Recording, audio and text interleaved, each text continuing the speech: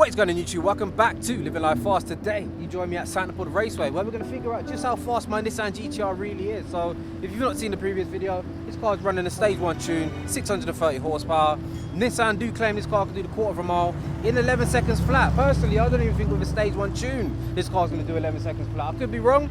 I'm going to go with a high 11, maybe mid 11 and a half seconds, should I say. So we're going to treat this as like a baseline run. Obviously we've got some heavy mods going on with the car pretty soon, and I don't know if I mentioned, it's a run what you brung session, so you can come down in any car today.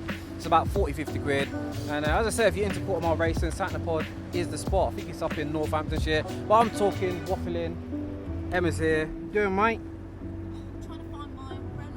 Let's go! Just want to take a quick moment to give today's sponsor Why Food a mention. These guys know just how crazy my schedule is, and to be fair, I do tend to just grab food on the go, which I know isn't ideal. So Why Food have hooked me up with these ready to drink meals to help get me through the day, and I'm seriously impressed. Firstly, they taste really good and they're available in a range of flavours. Chocolate, cold brew coffee, vanilla, banana and berry. My personal favourite is chocolate, and it's definitely one of the best tasting meal replacement drinks I've tried. This one bottle right here is actually a fully balanced meal containing everything my body needs. Protein, fibre, 26 vitamins and minerals, macro and micronutrients, plus it's lactose and gluten free.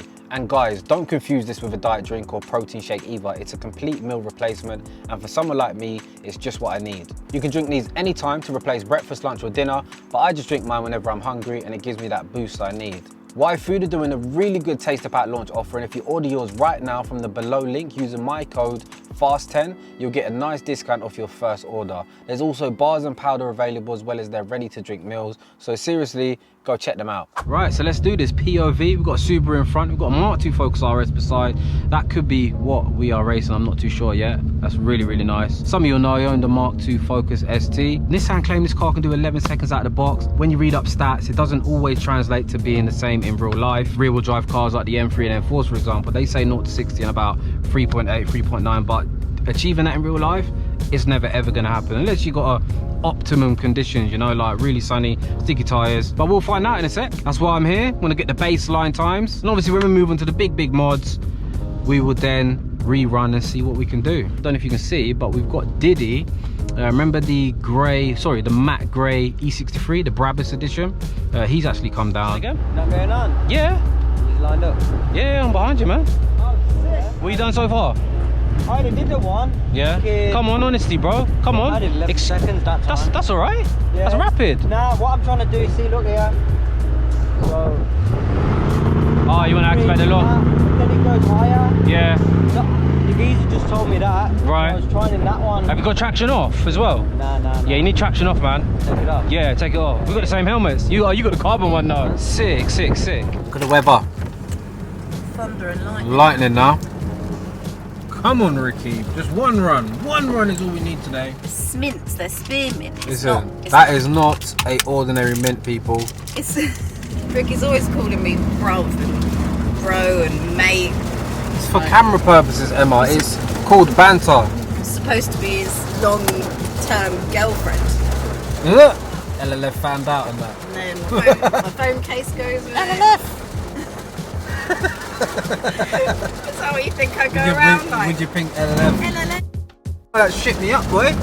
You're just a fan, innit, of anything. Santa put that, and it goes with the t-shirt. It's terrible.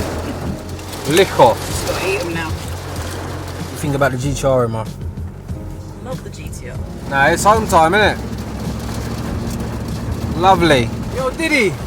Oh no, Ricky, no, get drenched. Oh my god. Oh my god, it's like flooded. Fucking bad, innit, the E63?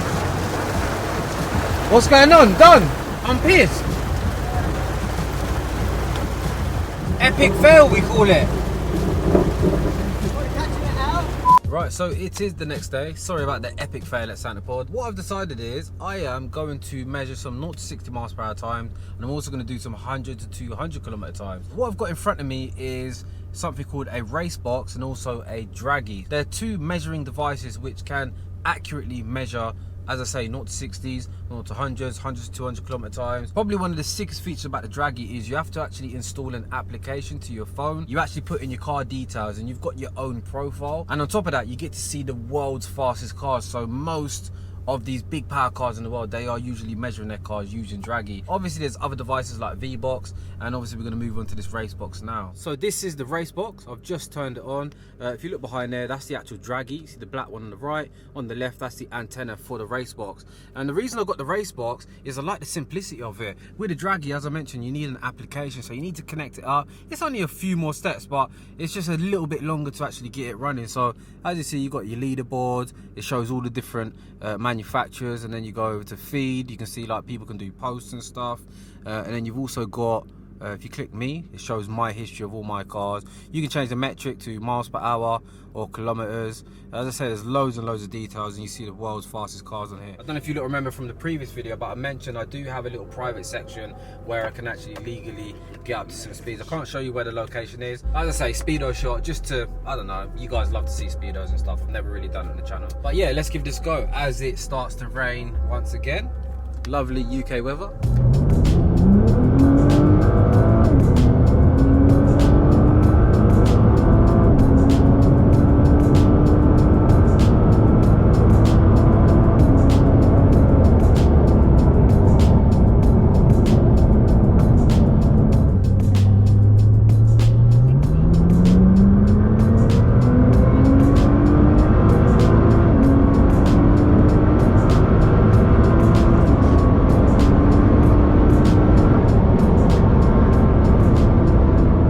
First run we did 100 to 200 kilometers in 9.79 seconds. It was actually invalid. I think it was pretty uphill, so as you can see the slope is 2.17 degrees. That makes it invalid, which means it won't register to the leaderboard. On this second run we did a verified. As you can see there, it says valid at the top.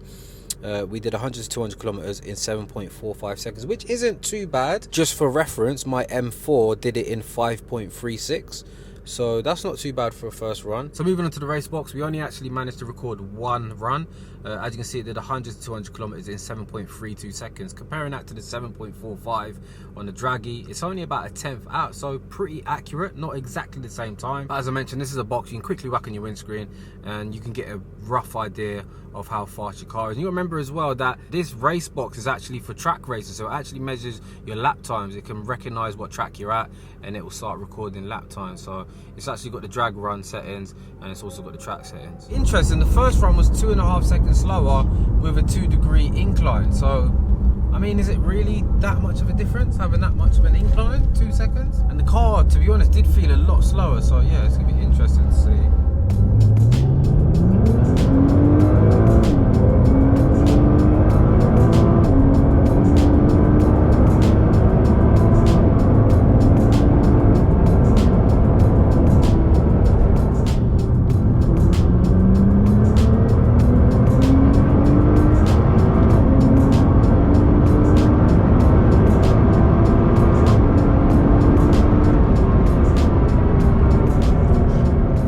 There we did a 7.39 100 to 200, and then the second run we did a 7.42. so yeah, as we can see, clearly this car is consistently averaging between 7.3 and 7.5 seconds. And onto the race box, and the last registered run was a 7.32 and a 7.27, so we're talking like a 10th or 2 out consistently. So yeah, I would definitely say the race box is pretty reliable. So we're going to now quickly do some 0 to 60 runs. Not that I'm too bothered about these times. I'm probably just going to do it for shits and giggles. I mean, I suppose it could translate if you used to have a race at a set of traffic lights, but the 100 to 200 time I think is way more important. It takes away the disadvantage of rear-wheel drive cars, and it's a complete power race, do you know what I mean? And as I already said, it takes the disadvantage of rear-wheel drive cars away. Although, you know, when you start getting into the 1,000 horsepower gang, it's like, yeah, you can still have a lot of wheel spin whether you're rear-wheel drive or four-wheel drive. But it also takes away driving errors, because there's a difference between winning a race and having a fast Dragy time. You can have a faster Dragy time, but it doesn't mean you're going to win in a race, which is why setting a fast time here is pretty cool. Because most people, when you see racing, some of you may not understand, but if you get on the throttle just a tiny bit quicker, that can be the whole difference in who's going to win a race. So actually putting a fast time is pretty important. As you can see, I'm proper sweating a lot. You keep thinking that my aircon's broke, and I have actually got aircon. The thing is, if I turn it on, it's going to send a load of wind noise through the mic. Let's turn it on just to see if I'm right. So that's the aircon on. Let's see if it actually messes up the mic. I don't know, maybe it's not gonna. The car's completely fine. But yeah, let's do these last runs.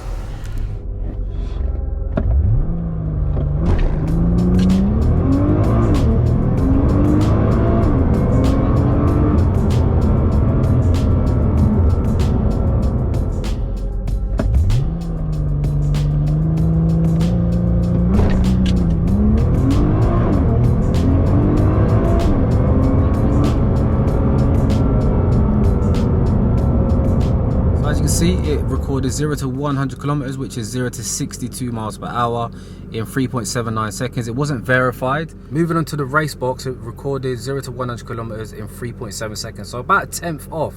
Definitely pretty accurate. Moving on to the second run, as I said, the first one was invalid. As you can see, a 3.68. And let's move on to the race box, and that recorded a 3.58. So yeah, man, it's consistently about a tenth off.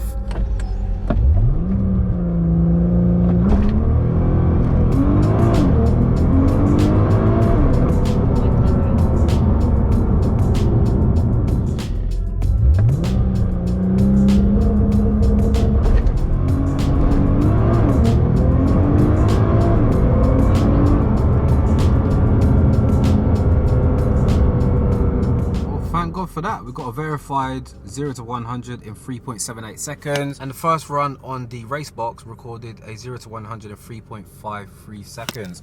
Let's move on to the second time that we got on the draggy, which was a 3.49. And the second run with the race box, we recorded 0 to 100 in 3.4 seconds. So yeah, very, very consistent. Happy as well because they are both verified times. As you can see there, it shows verified.